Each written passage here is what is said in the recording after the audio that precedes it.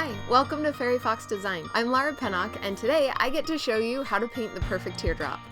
Now, teardrops are aptly named because they make us cry. We cry when we can't do them well, and we cry when we do them perfectly because they're so beautiful.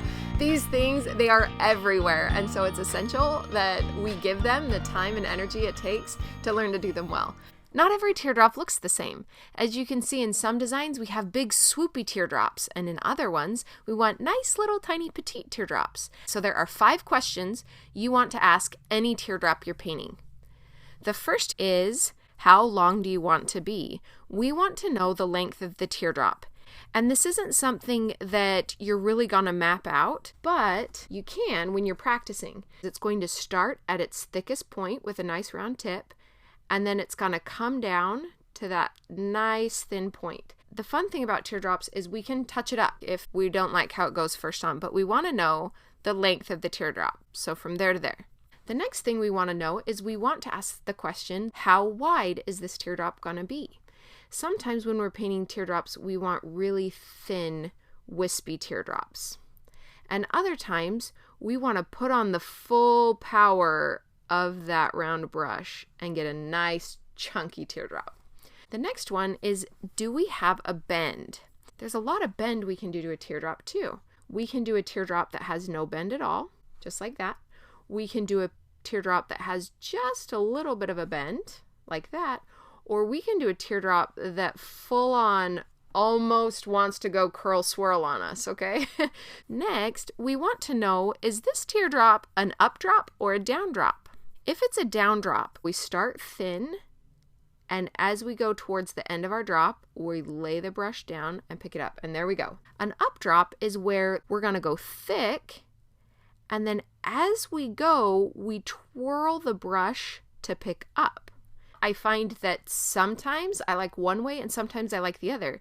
So you want to practice up and down and forwards and backwards. You want to be able to do a teardrop in any direction. It can be really crazy when you're practicing and you're like, okay, I've totally got these teardrops down. And then all of a sudden you're doing a little kid's design and we actually wanted the teardrops to go in the other way. And so I needed to practice that way.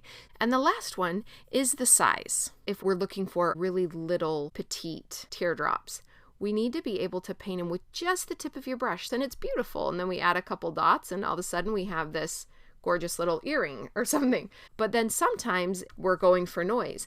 When we're looking at wanting to draw some really big teardrops, one of the easiest ways to do that is to just go up to a higher brush or even to use a filbert. Push down as fat as you can and then back up to that point. So every teardrop, even if it's tiny or even if it's big, they're all going to have the same teardrop shape. And one of the reasons I feel like it's such a beautiful design is it acts like an arrow. It shows you what's important. That thinnest little point of this tip is saying this is important. And so when we do teardrops on the face, we're usually doing those teardrops to one of these 3 points. And so we want to focus on doing all of the point part going right there. Or we might have a mask design where we need some teardrops going up right there. Or we might have a mask design that has some coming into the corner or into the corner over here. Or we might have some that even have these like large swoopy ones that are coming right here and even right here out on these sides over here. They're all pointing to one of those important points. And that's why it looks so good, is because we're saying, hey, this is important. Look at the eyes, look at the eyes, look at the eyes. And as we practice that perfect teardrop, really what it is it's being able to create the drop we went in to create.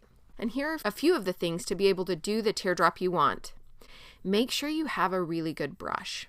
A really nice round brush that comes to a very crisp point. This is not a new brush, and you can see how sharp and pointy it still is. And then you are asking your brush to dance. And so my paintbrush is my Ginger Rogers to my hands Fred Astaire. And I tell the paintbrush where to go, and then the bristles just get to be the beautiful end of the dress that's just flowing, and it's beautiful. And so when I tell it to touch down, this is just the little tippy toes touching down. And then we go into a dip where I lay down that beautiful dress, and you can see how beautiful that is to do the thin to thick, and then we can even just leave it and there's our teardrop. These teardrops, they really are the footprints of the dance that are left behind. If you've ever danced a waltz, you get this 1, 2, 3, 1, 2, 3, 1, 2, 3. And so we can think of that as we are trying to paint these elegant, gorgeous teardrops.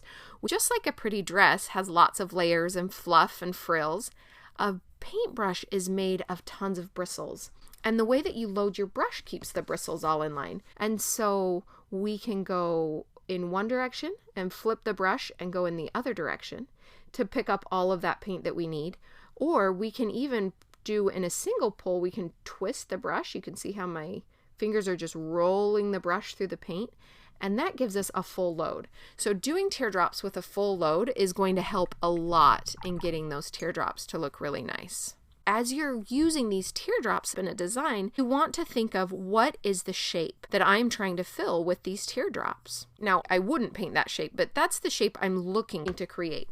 And so then we have our dances that come in 1, 2, 3, 1, 2, 3, 1, 2, 3, 1, 2, 3. The fun thing about teardrops is that we can layer them, but remember that a teardrop is elegant, it's graceful, it's beautiful. We want to capture the beauty and the elegance of the round brush through its footprints. If you are struggling with your round brush teardrops, here's what I want you to do. Get your white paint, because it's a lot easier to wash off, and put this cake and this brush. That's all you need. You don't have to have a full setup. Set one by your sink in your bathroom and set one by the sink in the kitchen. And anytime you're about to do dishes, load up your arm with teardrops. And anytime you're about to brush your teeth at night, load up your arm with teardrops. If you do 5 minutes a day of teardrops, I guarantee you are going to be a teardrop master. And enjoy the dance.